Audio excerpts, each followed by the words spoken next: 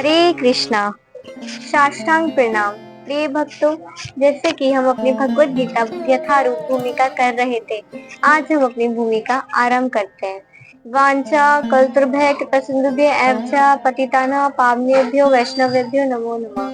हरे कृष्ण कृष्ण कृष्ण हरे हरे, हरे राम राम राम हरे हरे। जय गुरुदेव श्रीला प्रभुपाद जी। हरि बोल। हम अपनी भूमिका आरंभ करते हैं। जैसे कि भगवत गीता में ये बताया गया था कि हमें एकमात्र परमेश्वर की ही पूजा करनी चाहिए और उनको ही अपना चरम लक्ष्य या भगवान मानना चाहिए, क्योंकि हमें भगवान के धाम को वापस जाना है। भगवत गीता में अध्याय 15 श्लोक 6 में बताया जाएगा कि भगवान श्री कृष्ण के धाम का वर्णन किस प्रकार हुआ है। भगवत गीता में अध्याय 15 श्लोक 6 में भगवान श्री कृष्ण के धाम का वर्णन हुआ है। न तद् भासते सूर्यो न शशांको न पावक यद् गत्वा निवर्तन्ते तद्धाम परम मम। भगवान श्री कृष्ण कहते हैं, मेरा परम धाम ना तो सूर्यों या चंद्रमा द्वारा, ना ही अग्नि या बिजली द्वारा प्रकाशित होता है। यानी भगवान श्री कृष्ण का जो धाम है वो ना किसी प्रकार के चंद्रमा, ना किसी प्रकार की बिजली, ना किसी प्रकार के तारे द्वारा प्रकाशित होता है। और जो लोग वहां पहुंच जाते हैं वे इस भौतिक जगत में फिर कभी नहीं लौटते। यानी भगवान के जो धाम पहुंच जाते हैं वो फिर इस मटेरियल लाइफ में जन्म मृत्यु के चक्र में या 84 स्पेशल में कभी नहीं लौटते। भगवान के परम धाम जाने के बाद भगवान भगवान कहते हैं, मेरा परम धाम ना तो सूर्य या चंद्रमा द्वारा, ना ही अग्नि या बिजली द्वारा प्रकाशित होता है, और जो लोग वहां पहुंच जाते हैं वह इस भौतिक जगत में फिर कभी नहीं लौटते। ये जो श्लोक है इसमें उस शाश्वत आकाश या परम धाम का वर्णन किया गया है, इस प्रकार से प्रस्तुत किया गया है। निसंदेह हमें आकाश की भौतिक कल्पना ये बनी रहती कि आकाश में सूरज है, चंदा है, तारे हैं और इंद्रधनुष है। इस प्रकार से हमारी जो है भौतिक चिंतन बना हुआ है, भौतिक कल्पना बनी हुई है। परंतु भगवान का जो धाम है ना तो वो किसी प्रकार के सूर्य, तारे या चंद्र से संबंधित है, किंतु ये जो भौतिक कल्पना है हमारी वो सूर्य, चंद्र, तारे आदि से संबंधित है। किंतु इस श्लोक में भगवान बताते हैं उनका जो शाश्वत धाम है, उनके जो शाश्वत आकाश है उसमें ना सूर्य, ना चंद्र, ना अग्नि या बिजली किसी भी प्रकार की आवश्यकता नहीं है, क्योंकि परमेश्वर से निकलने वाली ब्रह्म ज्योति द्वारा वह लोक प्रकाशित है। यानी भगवान श्री कृष्ण में जो तेजोमय किरणें निकलती है, जो ब्रह्म ज्योति निकलती है, उस ब्रह्म ज्योति से ही भगवान का जो धाम है वो प्रकाशित है। वहाँ कोई सूर्य नहीं है, वहाँ कोई चंद्र नहीं है, वहाँ कोई तारे नहीं है, वो तो भौतिक संसार में है, इस भौतिक जगत में है। हम अन्य लोगों तक पहुंचने का बहुत कठिन प्रयास कर रहे हैं। जैसे अभी साइंटिस्ट चंद्र ग्रह पर जाने का बहुत प्रयास करते हैं, चंद्रलोक जाने का बहुत प्रयास करते हैं। तो हम जो हमारी प्रवृत्ति ऐसी इसलिए है क्योंकि परमेश्वर में ये शक्ति है, वो किसी भी लोक में जा सकते हैं। इसलिए उनका छोटे से अंश होने के कारण हमें भी प्रवृत्ति पाई जाती है कि हम एक ग्रह से दूसरे ग्रह जाएं। परंतु हम जो प्रयास कर रहे हैं हम टेक्नोलॉजी के उससे करते हैं, परंतु भगवान ये बताते हैं कि हम किस प्रकार से एक लोक से दूसरे लोक पहुंच सकते हैं बहुत ही सरल विधि द्वारा। परंतु हम तो बहुत कठिन प्रयास करने में लगे हैं। लेकिन परमेश्वर के धाम को जानना कठिन नहीं है, यह धाम गोलोक कहलाता है। यानी भगवान श्री कृष्ण का जो धाम है वो अलौकिक है, डिवाइन है, दिव्य है और उसे गोलोक नाम से जाना जाता है। जब ब्रह्म संहिता में भगवान की प्रस्तुति की गई थी ब्रह्मा जी द्वारा, तो उन्होंने गोलोक धाम का इसका अति सुंदर वर्णन किया था। तो ब्रह्म संहिता में इसका अति सुंदर वर्णन मिलता है इस प्रकार, गोलोक एवं निसत्य खिलात्मभूतः। भगवान अपने धाम गोलोक में नित्य वास करते हैं और फिर इस संसार से उन तक पहुंचा जा सकता है। यानी भगवान श्री कृष्ण सदैव ही श्रीमती राधा रानी के साथ गोलोक में वास करते हैं, जो उनका वृंदावन है। धरती पर भी वृंदावन है जिसे भौम वृंदावन कहा जाता है, परंतु जो गोलोक वृंदावन है वो भगवान का परम धाम है। और जो व्यक्ति, जो लोग भक्ति कर कर वहां पहुंच जाते हैं, वो फिर दोबारा इस सृष्टि में नहीं आते, भौतिक जगत में नहीं आते। और ऐसा करने के लिए वह अपने सच्चिदानंद विग्रह के रूप में प्रकट होते हैं। भगवान ऐसा करने के लिए अपने सत्य चित्त आनंद विग्रह के रूप में प्रकट होते हैं, सच्चिदानंद के रूप में प्रकट होते हैं। और वो ही उनका असली स्वरूप है, भगवान का रूप है सच्चिदानंद। जब वे इस रूप को प्रकट करते हैं, तब हमें इसकी कल्पना करने की किसी भी प्रकार की आवश्यकता नहीं रह जाती कि उनका रूप कैसा होगा, क्योंकि भगवान ने स्वयं अपने आप को सच्चिदानंद स्वरूप में प्रकट किया है। श्याम वर्ण के भगवान का जो वर्णन है हमारे शास्त्रों में, वो श्याम वर्ण का वर्णन किया गया है। ऐसे काल्पनिक चिंतन को निरुत्साहित करने के लिए ही भगवान हमारे लिए अवतरित होते हैं, अवतार लेते हैं और अपने श्याम सुंदर स्वरूप को प्रदर्शित करते हैं। दुर्भाग्यवश जो अल्पज्ञ लोग हैं, जो जिनका दुर्भाग्य है इतना, और वो ज्ञानी मतलब अल्पज्ञ लोग हैं, उनको कोई जानकारी नहीं है, वो लोग भगवान श्री कृष्ण की हंसी उड़ाते हैं, क्योंकि वो हमारे जैसे बनकर आते हैं और हमारे साथ मनुष्य रूप में खेलते हैं, कूदते हैं, लीलाएं करते हैं। लेकिन इस कारण हमें यह नहीं सोचना चाहिए कि वे हमारी तरह नहीं, वो परमेश्वर है, वो परमात्मा है, वो हमारे साथ लीला करने के लिए इस प्रकार से रूप रखते हैं, वो भी हमारे लिए। उन्हें कोई आवश्यकता नहीं है अवतरित होने की। इस प्रकार वो हमारी इच्छा रहती है, हमारी भक्ति से, हमारे प्रेम से वो हमारे लिए उस प्रकार से अवतरित होते हैं। परंतु अल्पज्ञ लोग सोच लेते हैं कि वो तो हमारी तरह अवतार ले रहे हैं, तो वो हमारे जैसे हो गए। ऐसा बिल्कुल भी नहीं है। वो हमारे साथ खेल कूद रहे हैं, वो हमारा प्रेम है, लेकिन भगवान को उसकी कोई आवश्यकता नहीं है। लेकिन इस कारण हमें यही नहीं सोचना चाहिए कि वह हमारी तरह है।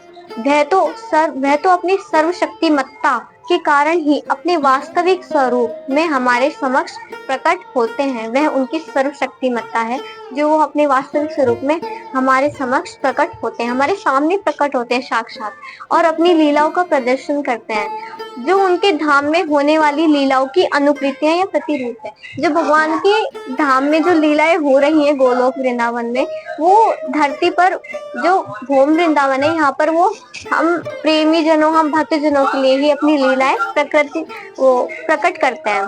इस भौतिक प्रकृति में जब वो आते हैं हमारे लिए, तो वो अपनी लीलाएं करते हैं। वो उनकी अनुकृति है, गोलोक अनुकृतियां हैं, प्रतिरूप है वो सभी लीलाएं भगवान की। आध्यात्मिक आकाश को तेजोमय किरणों या ब्रह्म ज्योति में असंख्य लोग तैर रहे हैं। जो आध्यात्मिक जो आकाश है, उसकी तेजमय जो किरणें जो भगवान श्री कृष्ण से निकलती हैं, वो ब्रह्म ज्योति में असंख्य जो आध्यात्मिक लोग हैं वो तैर रहे हैं। ये ब्रह्म ज्योति परम धाम कृष्ण लोक से उद्भूत होती है। ये जो ब्रह्म ज्योति है, जो रोशनी है, वो भगवान श्री कृष्ण लोक से ही उत्पन्न होती है, और उसमें असंख्य आध्यात्मिक जो भी जगत हैं वो तैर रहे हैं आध्यात्मिक आकाश में। यह ब्रह्म ज्योति परम धाम श्री कृष्ण से उद्भूत होती है, और आनंदमय तथा चिन्मय लोग जो भौतिक नहीं है, इस ज्योति में तैरते रहते हैं। जो भौतिक लोग नहीं है, वो इस ज्योति में तैरते रहते हैं।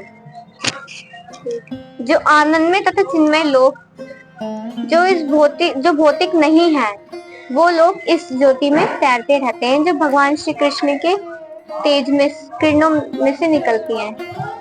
भगवान कहते हैं, ना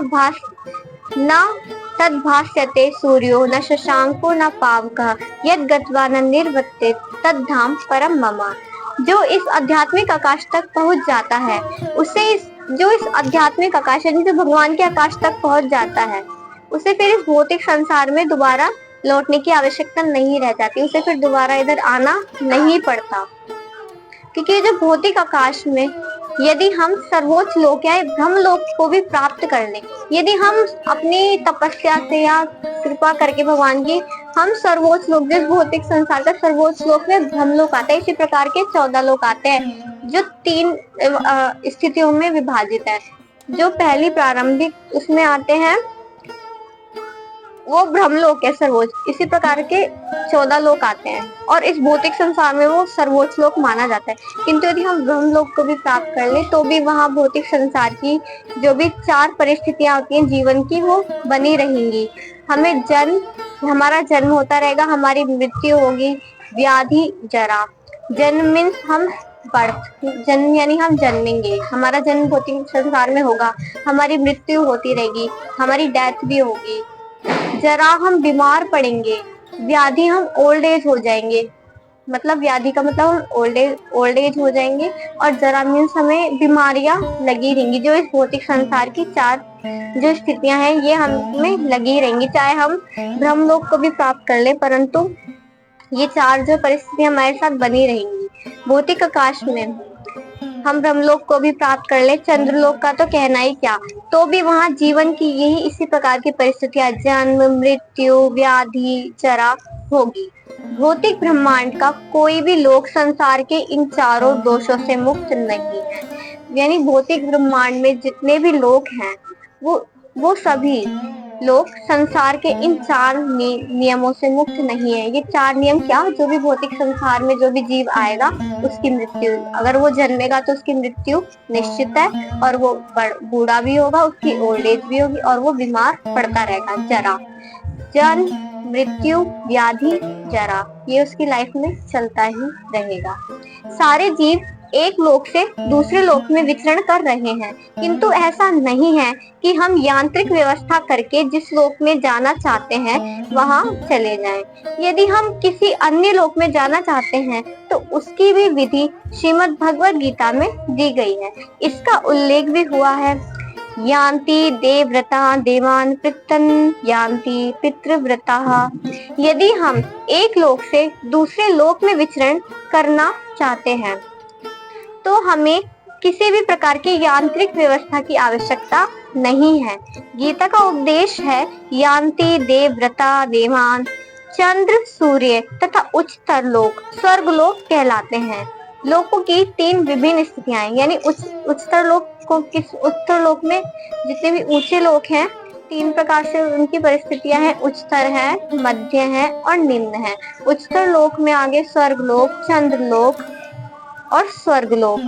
चंद्रलोक आगे सूर्य लोक कहलाते हैं। लोकों की 3 विभिन्न स्थितियां हैं, उच्चतर लोक में सूर्य लोक आ गया, चंद्र लोक आ गया या स्वर्ग लोक आ गया।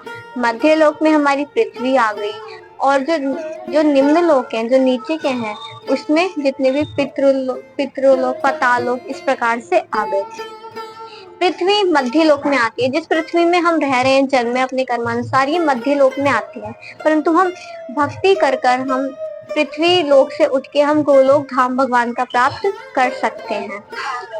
भगवत गीता बताती है कि किस प्रकार अति सरल सूत्र से यान्ति देवव्रता देवान द्वारा उच्चतर लोकों यानी देव लोकों की प्राप्ति की जा सकती है, परंतु मनुष्य को केवल उस लोक के विशेष देवता की पूजा करने की आवश्यकता है। यानी भगवत गीता भी बताती है किस प्रकार से हमें उच्चतर लोकों को प्राप्त किया जा सकता है। अगर हमें किसी उच्चतर लोक को प्राप्त करना है तो हमें उस लोक के विशेष देवता की पूजा करनी होगी, और इस प्रकार हम चंद्रमा, सूर्य या किसी अन्य उच्चतर लोकों को पा सकते हैं। फिर भी भगवत गीता हमें इस भौतिक ब्रह्मांड के किसी भी लोक में जाने की सलाह नहीं देती। यानी भगवत गीता हमें इस ब्रह्मांड के किसी भी लोक में जाने की जो है सलाह नहीं देती। भगवत गीता हमें सदैव ये उपदेश देती है कि किस प्रकार हम ईश्वर को प्राप्त करें, किस प्रकार हम ईश्वर के प्रति अपनी प्रेम अपने मन में जागृत करें और सदैव उनकी भक्ति किस प्रकार करें, क्योंकि हमें भगवान की शरण में ही जाना चाहिए, हमें देवताओं की शरण में नहीं जाना चाहिए, क्योंकि परम भोक्ता तो भगवान ही है, सबको शक्ति देने वाले वो ही है, सर्वशक्तिमान तो श्री भगवान ही है, सारे देवता सब उन्हीं से शक्ति प्राप्त करते हैं। फिर भी भगवत गीता हमें इस भौतिक ब्रह्मांड के किसी भी लोक में जाने की सलाह नहीं देती, क्योंकि हम किसी भी यांत्रिक युक्ति से 40,000 वर्ष, और कौन इतने वर्ष तक जीवित रह सकता है, यात्रा करके सर्वोच्च लोक ब्रह्म लोक को भी क्यों ना चले जाएं, किंतु वहां भी हमें जीवन की जो 4 परिस्थितियां हैं उनसे ही गुजरना पड़ेगा, जन्म, मृत्यु, व्याधि, जरा। जो भौतिक असुविधाएं से मुक्ति नहीं मिल सकेगी, लेकिन जो परम लोक यानी जो परम लोक गोलोक धाम श्री कृष्ण लोक या आध्यात्मिक आकाश के किसी भी अन्य लोक में पहुंचना चाहता है, उसे वहां से असुविधाएं नहीं होंगी। यानी जो भगवान के डिवाइन जो दिव्य धाम है उधर पहुंचना चाहता है आध्यात्मिक आकाश में, चाहे वो कोई भी लोक हो, चाहे वो वैकुंठ लोक हो, भगवान का गोलोक धाम हो, कृष्ण लोक हो या परम लोक हो, वहां उसे किसी भी प्रकार की भौतिक जो भी असुविधाएं उसका सामना नहीं करना पड़ेगा। जो भी भौतिक उसमें हमारी असुविधाएं ये कि हमारी जन्म होगा, मृत्यु होगा, हम बीमार पड़ेंगे और हमारी जो एज है वो बढ़ेगी, हम बूढ़े होंगे। परंतु आध्यात्मिक आकाश में जितने भी लोक हैं उनमें गोलोक वृंदावन नामक लोक सर्वश्रेष्ठ है। यानी आध्यात्मिक कई सारे लोक हैं, लेकिन गोलोक जो भगवान श्री कृष्ण का एक परम धाम है वो दिव्य है और वो सर्वश्रेष्ठ है, सबसे श्रेष्ठ है, सबसे बढ़िया प्रभु का वो धाम है, क्योंकि वो भगवान श्री कृष्ण का है। भगवान श्री कृष्ण का वो आदि धाम है और भगवान कृष्ण अपने गोलोक धाम में शाश्वत समय से लीला कर रहे हैं अपने भक्तों के साथ। ये सारी जानकारी भगवत गीता में दी हुई है और इसमें उपदेश भी दिया गया है कि किस प्रकार हम इस भौतिक जगत को छोड़ें और आध्यात्मिक आकाश की वास्तविक जो आनंदमय है, जो वास्तविक यानी जो सच्चाई है बिल्कुल, और वास्तविक आनंद में जीवन की शुरुआत कर सकते हैं। हरे कृष्णा। हमने आज भगवत गीता का 15वां अध्याय श्लोक 6 के बारे में हमने जाना। हम अपनी भूमिका यहीं से समाप्त करते हैं। हरे कृष्णा कृष्णा कृष्णा हरे हरे, हरे राम राम राम हरे हरे।